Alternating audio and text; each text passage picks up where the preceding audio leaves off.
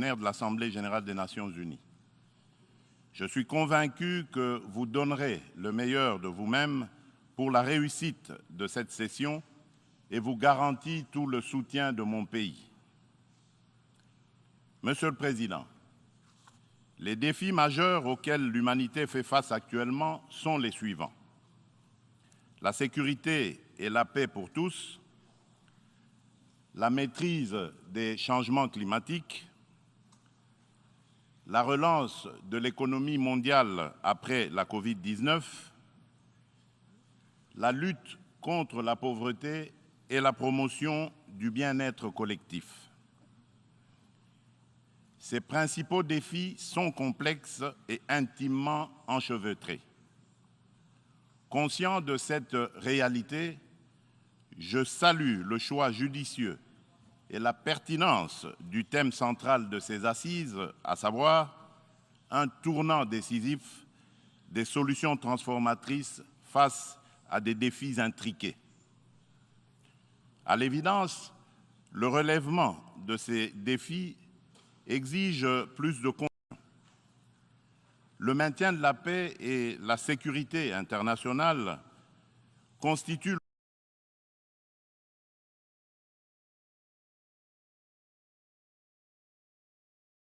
fondement et l'objectif primordial de la création de l'Organisation des Nations unies.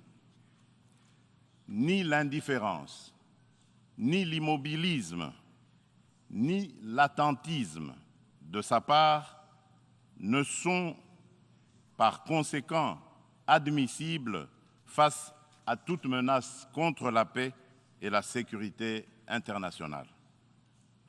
À ce jour, la question de la sécurité et de la paix internationale se cristallise autour de la lutte contre le terrorisme ainsi que l'extinction des foyers de tension en Europe et en Afrique.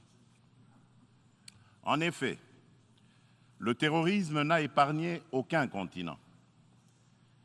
Après l'Asie, l'Europe occidentale, l'Amérique du Nord, il se métastase en Afrique, où il a allumé le feu à plusieurs endroits et notre continent en paye un lourd tribut. Au Sahel, à l'Est, à l'Ouest, au centre et au sud de ce continent, les terroristes tuent par des expéditions barbares des populations innocentes et déstabilisent des États au nom de l'intégrisme religieux. Certes, des progrès remarquables ont été accomplis au Moyen-Orient dans la lutte contre ce fléau qui a battu de l'aile. Cependant, ce fléau est loin de s'essouffler et encore moins d'être éradiqué de notre planète. C'est pourquoi la République démocratique du Congo, une des victimes africaines de ce terrorisme, est membre de la coalition globale contre l'État islamique, interpelle la coalition et de celle du processus d'Aqaba. Les réactions, les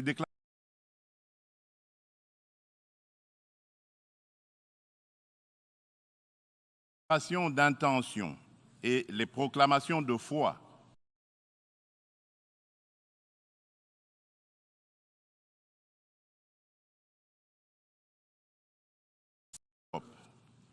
La guerre entre la Russie et l'Ukraine est une plaie béante dont le saignement atteint même l'Afrique lointaine et perturbe le commerce international à cause des dégâts collatéraux importants, notamment en matière d'approvisionnement en produits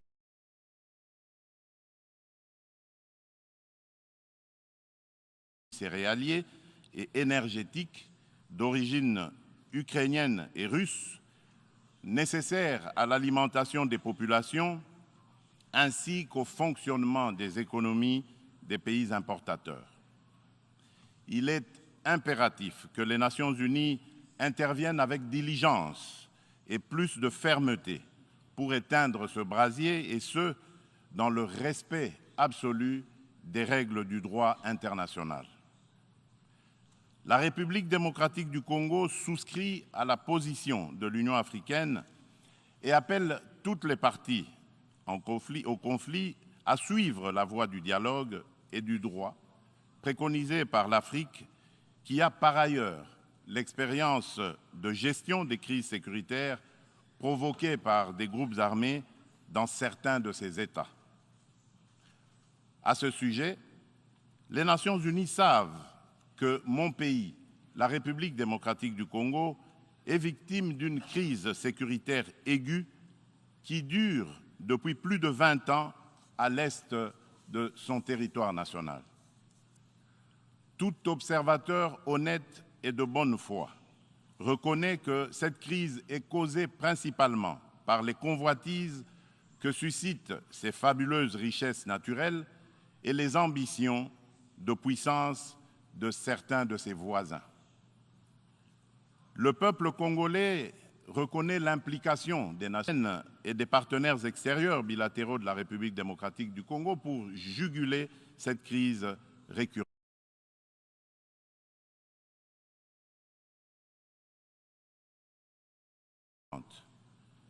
Il leur en est reconnaissant et s'incline devant le sacrifice de vaillants soldats de la paix qui ont perdu leur vie au front. En dépit des efforts internes inlassables, de la présence militaire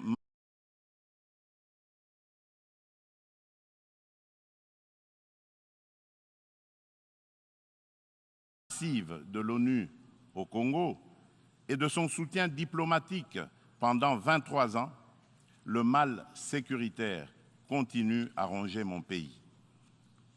Afin d'éradiquer définitivement l'insécurité, restaurer une paix durable et assurer la stabilité à l'est de la République démocratique du Congo, plusieurs accords ont été signés avec les groupes armés et même avec les pays voisins, sous la garantie de la communauté internationale.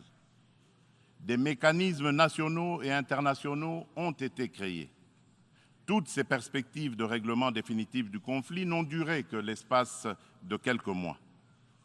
Vite, l'architecture s'est fissurée et l'édifice s'est écroulé. Et on recommence toujours avec les mêmes tragédies.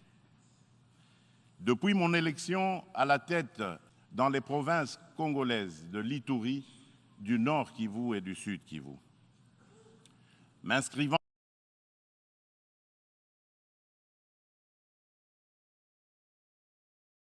dans une philosophie de réconciliation avec nos voisins, je n'ai ménagé aucun effort pour rassurer les chefs d'État des pays limitrophes et restaurer la confiance entre nous, notamment par la concertation permanente sur des questions d'intérêt commun, la conclusion d'accords de coopération sécuritaire et de partenariat économique et la réalisation de projets de développement pour nos populations respectives. En dépit de ma bonne volonté, remercié par l'agression et le soutien des groupes armés terroristes qui ravagent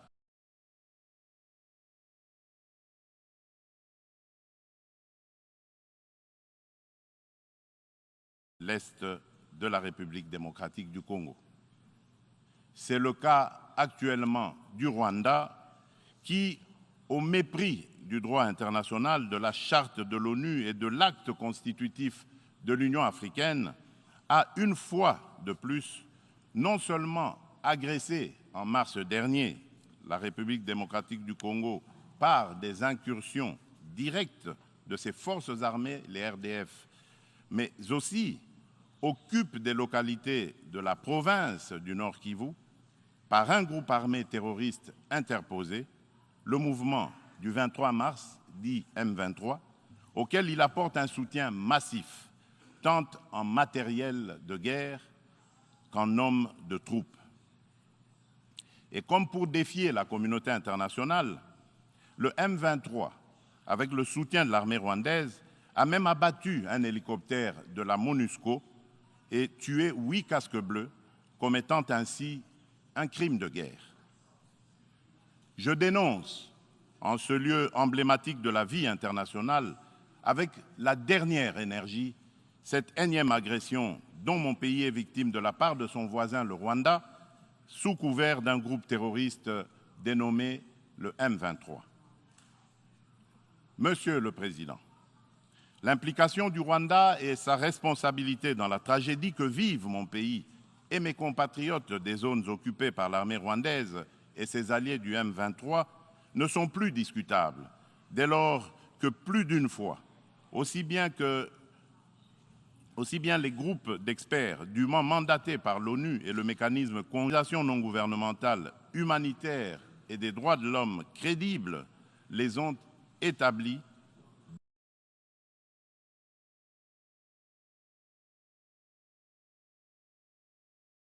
dans des rapports documentés et objectifs à la limite du scientifique.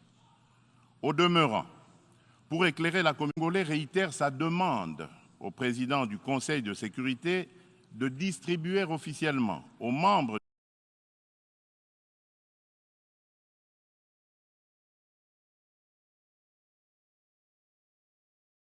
du Conseil le dernier rapport des experts de l'ONU sur la situation sécuritaire à l'est de la République démocratique du Congo et de le faire examiner avec diligence par lui afin d'en tirer toutes les conséquences qui s'imposent sur le plan du droit, de la paix et de la sécurité internationale.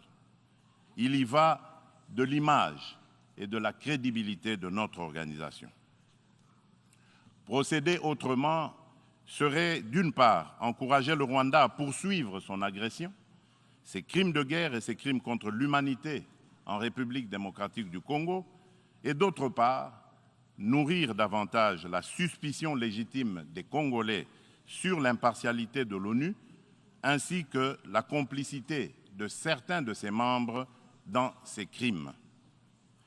C'est pour mettre fin à cette suspicion et dissiper l'ambiguïté de certaines positions du Conseil de sécurité sur la crise sécuritaire à l'est de la RDC, ambiguïté qui excède la population congolaise et exacerbe la tension entre elle et la mission de l'ONU pour la stabilisation du Congo, la MONUSCO, que le gouvernement de mon pays a demandé la réévaluation du plan de retrait progressif et responsable de cette mission.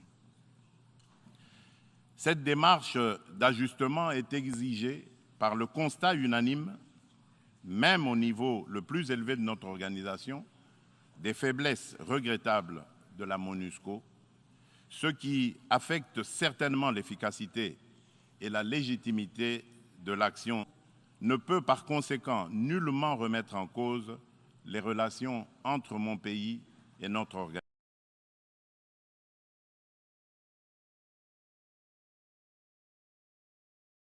organisation. Quoi qu'il en soit, je réaffirme haut et fort à cette tribune de la plus haute exigence de défendre toujours, jusqu'au sacrifice suprême, l'intégrité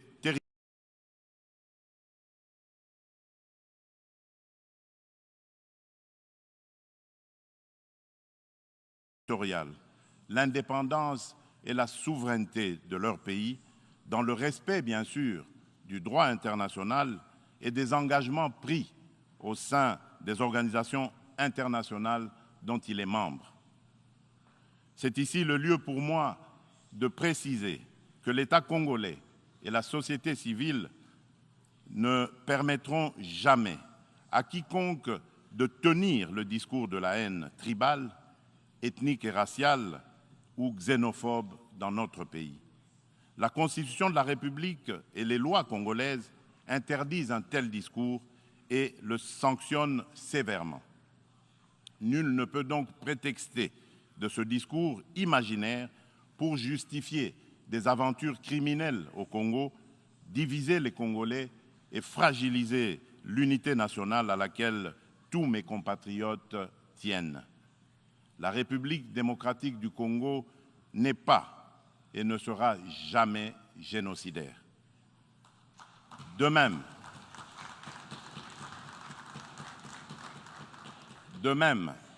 je soutiens que la prétendue collaboration que certains officiels congolais entretiendraient avec les opposants rwandais des forces démocratiques pour la libération du Rwanda, les FDLR, dont se servent les dirigeants rwandais pour justifier les agressions répétées de la RDC, est un alibi qui n'est corroboré par aucun fait à néant par les forces armées de la République démocratique du Congo, les FARDC, en étroite collaboration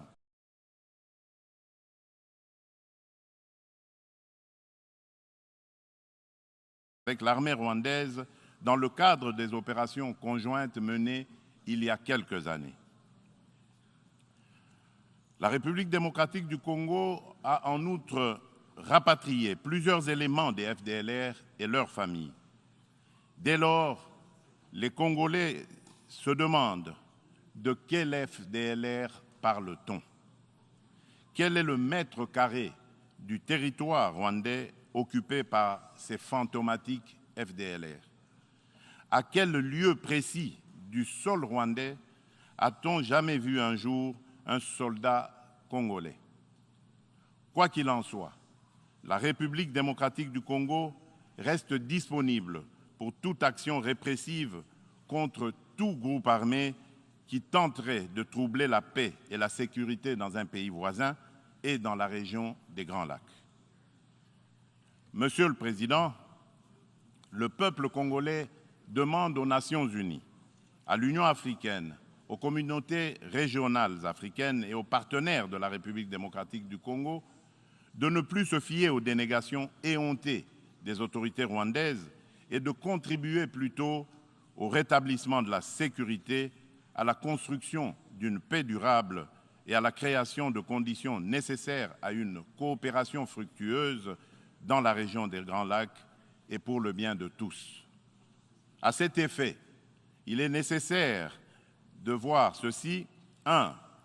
Rendre effectif le retrait immédiat du M23 des localités occupées, le retour des déplacés congolais de ces localités à leur domicile et la cessation sans condition du soutien de l'armée rwandaise à ce groupe terroriste, selon l'esprit et la lettre de la feuille d'opération successive du Conseil de sécurité de l'ONU, du Conseil de paix et de sécurité de l'Union africaine,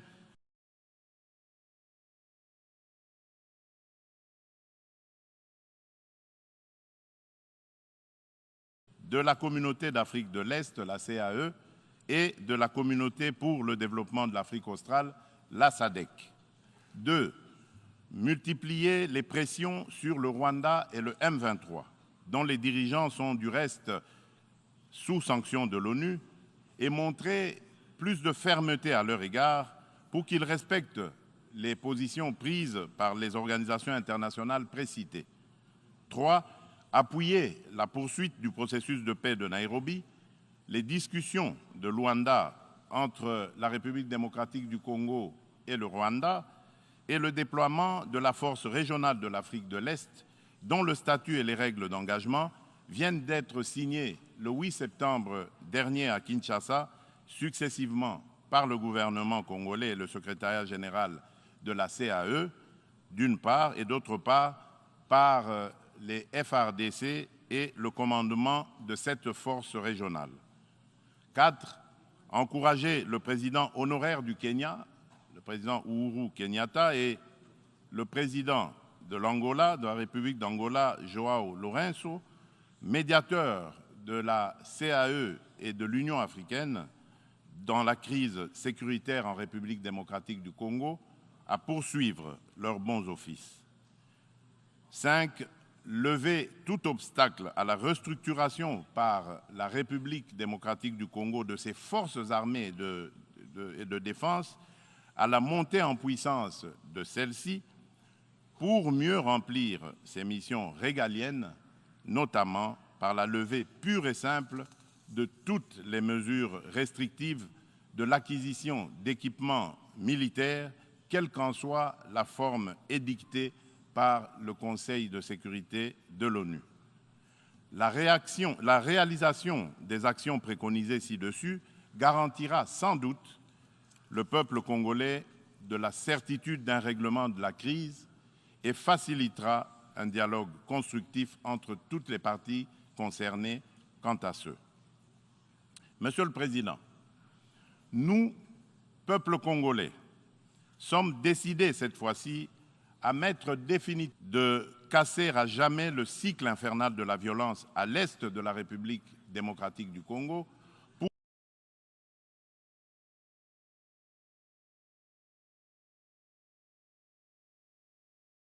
pour stabiliser la région des Grands Lacs afin de tirer le plus grand bénéfice de ses potentialités économiques ainsi que de sa riche. Ces changements posent deux problèmes fondamentaux, à savoir la mise en œuvre d'un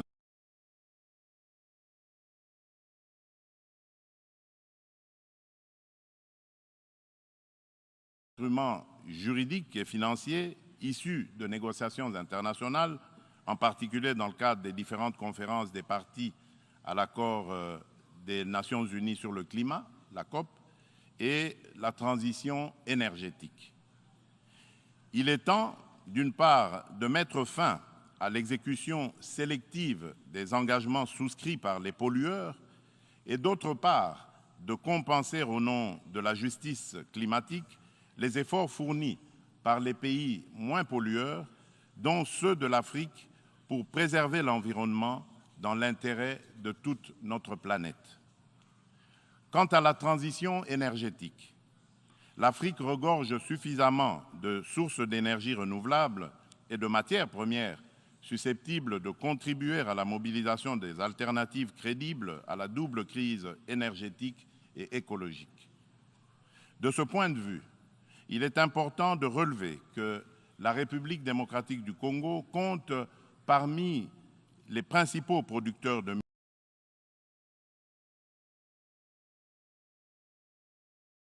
minerais stratégiques essentiels à la transition énergétique et à la décarbonisation le cobalt, le lithium, le nickel ainsi que le manganèse. Mon pays s'est fixé comme objectif de produire proprement les 10 minerais à cette fin.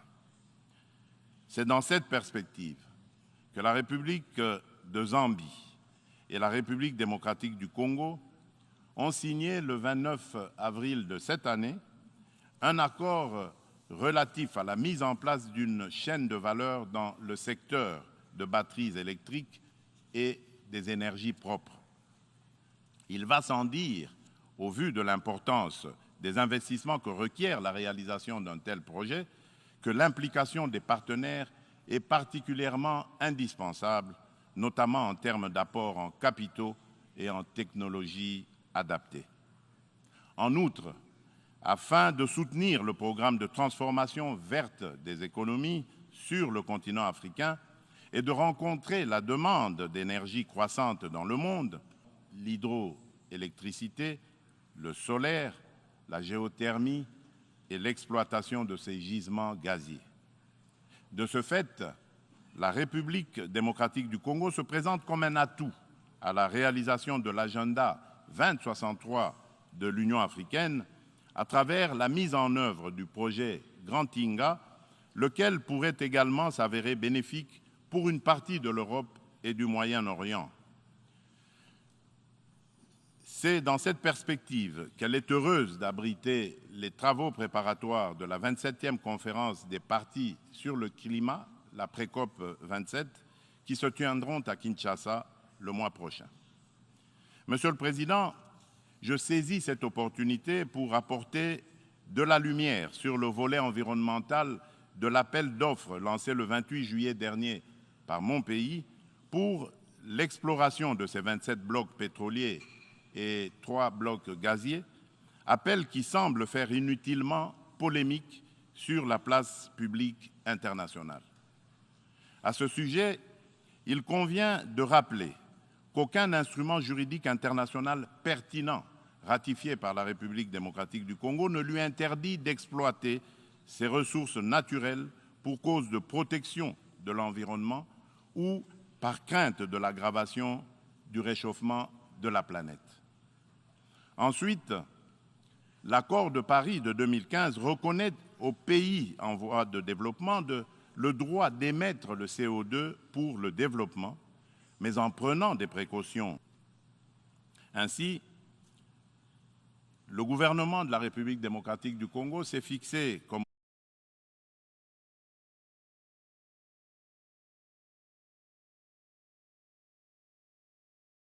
objectif d'exploiter, dans le respect des normes environnementales, les ressources naturelles du pays et de les transformer localement pour leur donner de la valeur ajoutée et booster l'économie nationale, notamment par la création des richesses liquides et des emplois afin d'adopter et prises pour éviter des impacts négatifs sur l'environnement.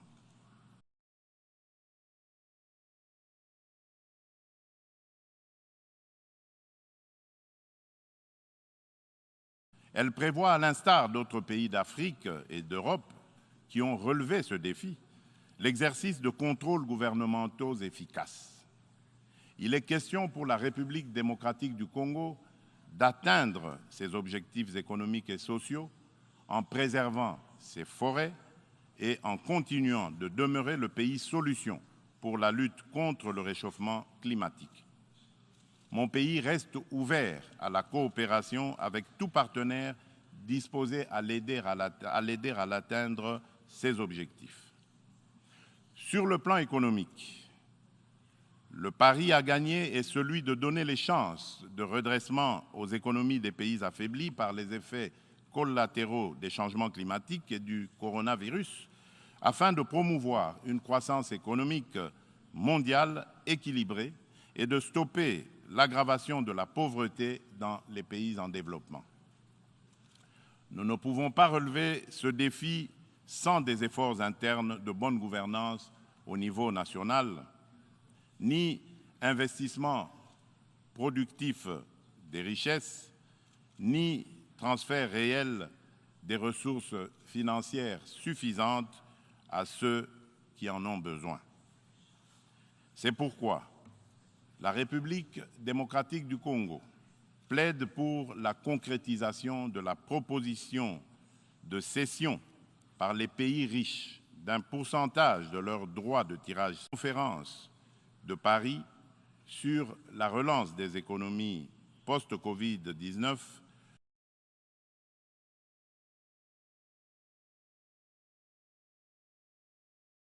du mois de mai 2021 et appuyée par un engagement ferme du sommet du G20 d'octobre de la même année à Rome.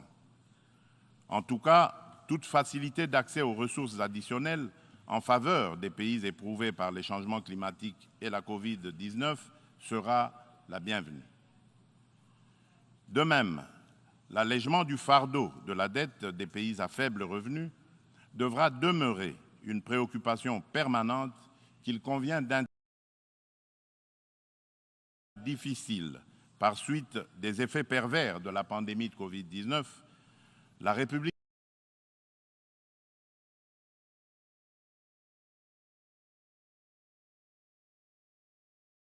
démocratique du Congo a enregistré des progrès remarquables en termes de croissance économique.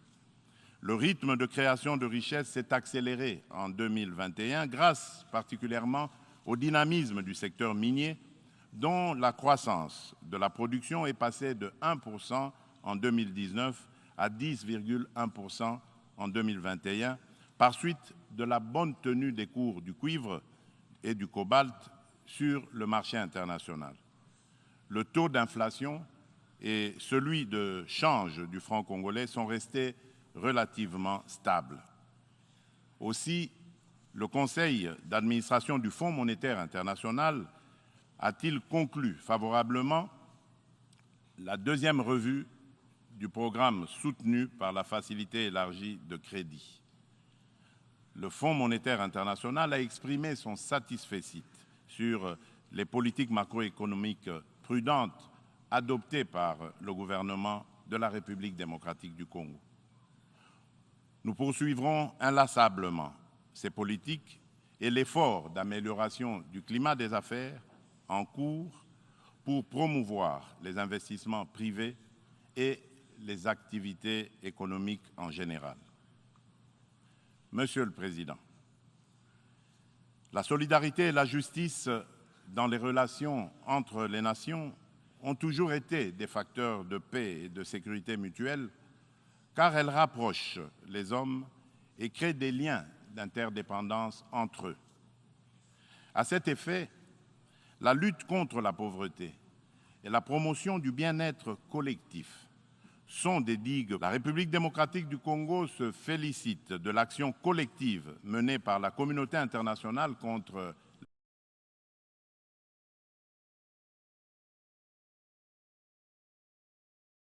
COVID-19 et salue l'initiative des États-Unis d'Amérique, New Feed the Future, pour financer l'agriculture afin de combattre la faim et l'insécurité alimentaire en Afrique par suite de la crise russo-ukrainienne et dont la République démocratique du Congo. Mon pays appelle à de telles actions et initiatives et non seulement contribue à résoudre les problèmes de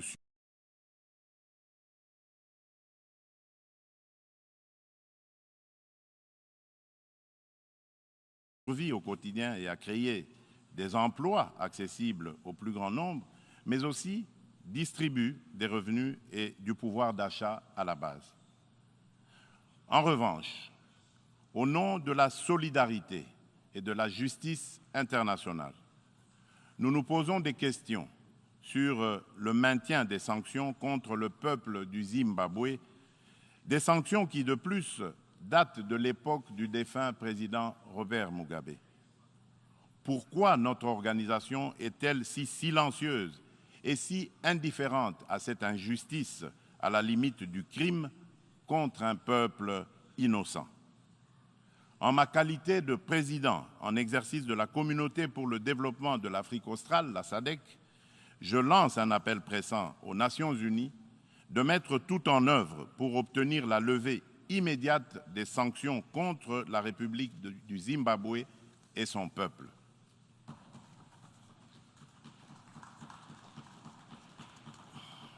Monsieur le Président, dans ce monde multipolaire, aucun pays, aussi puissant et riche soit-il, ne peut prétendre affronter seul les défis que je viens d'exposer ci-dessus, et encore moins les relever dans l'intérêt de tous.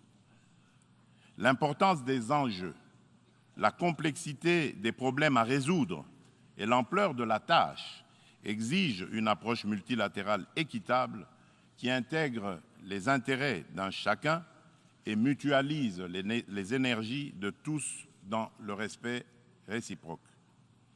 C'est pourquoi la République, l'égalité de traitement et de toutes les parties prenantes, afin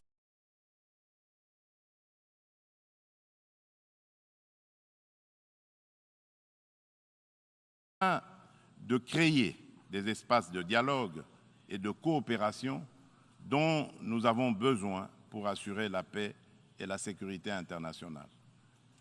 C'est cela, l'Organisation des Nations Unies que nous voulons. Pour ce faire, il nous faut accorder le bénéfice de l'urgence à la réforme de l'ONU qui semble actuellement marquer le pas. Dans ce cadre, je me fais le devoir d'insister sur la nécessité de satisfaire la revendication légitime et juste de l'Afrique d'être représentée au sein du Conseil de sécurité de l'ONU par 2 sièges supplémentaires dans la catégorie des membres non permanents et par 2 autres dans celle des membres permanents avec les mêmes droits, y compris celui de veto, les mêmes privilèges et obligations que ceux des membres permanents actuels. C'est une question de justice à rendre à un continent, mieux à un pan entier de l'humanité dont le rôle ne cesse de s'accroître chaque jour davantage dans la conduite des affaires internationales. Nous, Africains, y tenons fermement. Monsieur le Président de l'Assemblée générale des Nations unies, Monsieur le secrétaire général des Nations Unies, Mesdames et Messieurs les chefs d'État et de gouvernement, sur la parité hommes-femmes. À ce propos, il y a lieu d'insister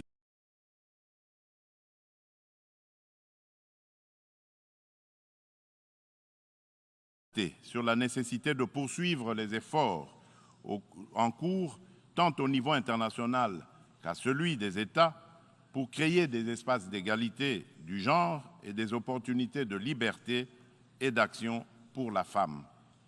Pour ce faire, l'implication des hommes dans les politiques de promotion du genre s'avère nécessaire parce que, d'une part, l'homme partage la vie avec la femme et, d'autre part, depuis des temps immémoriaux, pour des raisons diverses, l'homme s'est forgé une prééminence sur la femme qui lui confère une influence déterminante sur le destin de cette dernière. Nous devons mettre un terme à cette situation de fait. C'est pourquoi, lors de mon mandat à la tête de l'Union africaine, j'ai initié une rencontre des chefs d'État et de gouvernement de l'organisation continentale sous le thème de Conférence des hommes sur la masculinité positive. De ce rendez-vous historique tenu à Kinshasa en 2021, il est sorti une déclaration de l'Union africaine contenant l'engagement des hommes, notamment celui des chefs d'État et de gouvernement, de mettre fin aux violences faites aux femmes et aux filles et apporter des réponses appropriées à cette problématique. Cette déclaration constitue une véritable charte de l'Union africaine pour la femme que je m'attelle à matérialiser en ma qualité de champion de l'Union africaine pour la masculinité positive.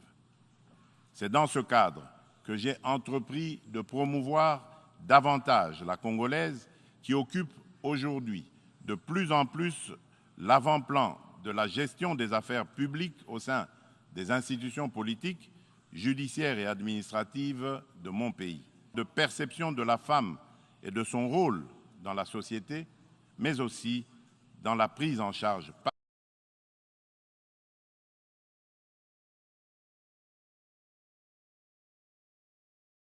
la femme elle-même de son destin. En effet, la parité n'est pas un cadeau fait à la femme, mais une règle de la 77e session ordinaire de l'Assemblée générale. Je vous remercie.